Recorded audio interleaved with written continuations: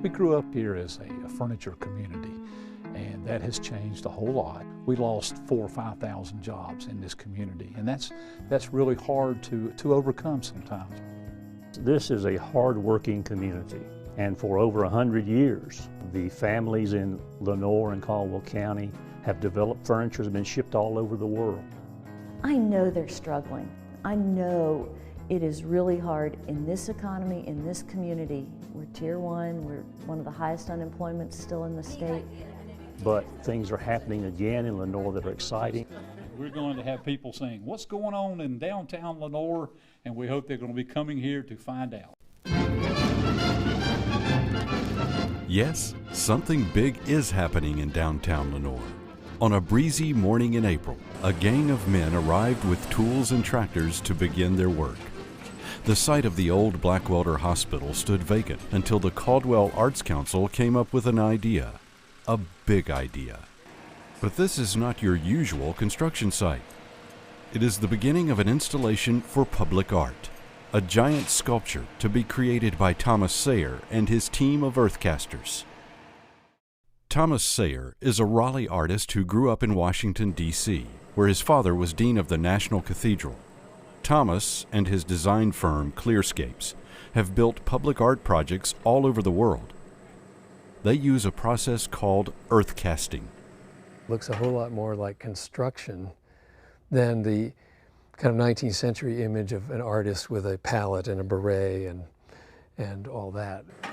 The term earthcasting is using Mother Earth, and in western North Carolina is our great red-orange soil that is clayey. So it's using that to make a mold by digging with backhoes and shovels and picks.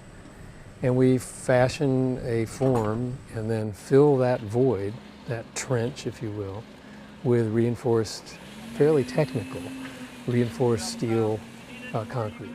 And then we pull it out and stand it up against Father Sky. And that's, in a nutshell, what an earthcasting is. This sculpture will be 26 feet tall, round, with teeth, to look sort of like a saw. It was designed to be the scale of a North Carolina town, and similar color, because all those bricks and the concrete, they came from the same iron oxide, which has lived in the ground a long time. After a week of digging, they set the rebar. And after a few touch-ups, the concrete was poured. Then there was nothing to do but wait. Thomas first came to North Carolina in 1969 as a Morehead Scholar at UNC Chapel Hill. After graduating with degrees in the arts and English, his first job was designing playground equipment for children with disabilities, which led to the national organization Push America.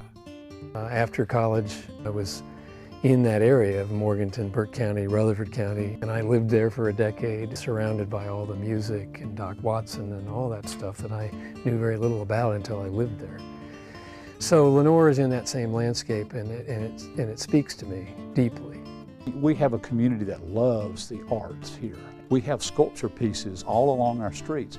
We have more sculpture for a town our size than anywhere in the United States of America. The city of Philadelphia, which has 1,500,000 people, has only one for every 2,093 people. In Lenoir, we have one for every 372 people. You bump into sculpture here. You don't go looking for it. We have pieces in the schools, we have pieces at rec centers, we have pieces just all over the place. Anyone who has driven along Highway 321 from Hickory to Boone has probably seen a large tree sculpture by Mike Roig of Carborough, one of Lenoir's signature pieces. We saw what a large piece does for the collection. It pulls people in and it catches them by surprise. I think people driving on 321 see that piece and go, wow, out of context, didn't expect to see that here. And soon there will be another very large piece in the collection, one that weighs 45,000 pounds. The sculpture cured in the ground for 4 weeks. Then finally, the moment of truth.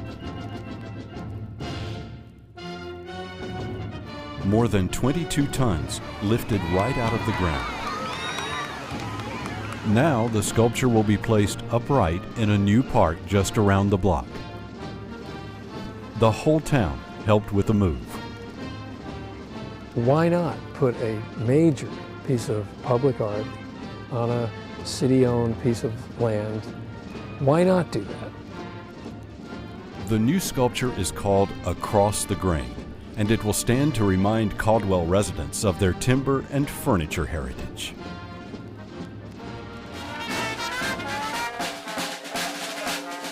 We're going to dedicate right now this wonderful, wonderful piece of sculpture to all the citizens of Caldwell County, and by extension, to all of the citizens of the world who need to come here and experience it. It serves to intrigue the passerby. It serves as that unexpected moment and pleasure. It sparks discussion. It adds to an area's sense of place, and I'm already envisioning these children touching, feeling. I'm seeing their minds imagining, expanding, and that's what public art can do, frankly, in ways that other art forms can't. And Lenoir deserves that place in our state as a leader in its public art, and I am so proud of what you've done here. There are evidences of all the wonderful people that worked, all of us together, digging this hole. All that is part of the piece. They latched onto this idea and fearlessly and very quickly just said, we're going to do this. And it's hard to resist that. I've never worked in a place with as much support as in Lenoir. He's honoring our community. He's saying, gosh, you people have worked hard all your lives here. You've gone through struggling times, but you've never let it beat you down. You keep coming back. And I think that's what he's saying and what he's doing for us here.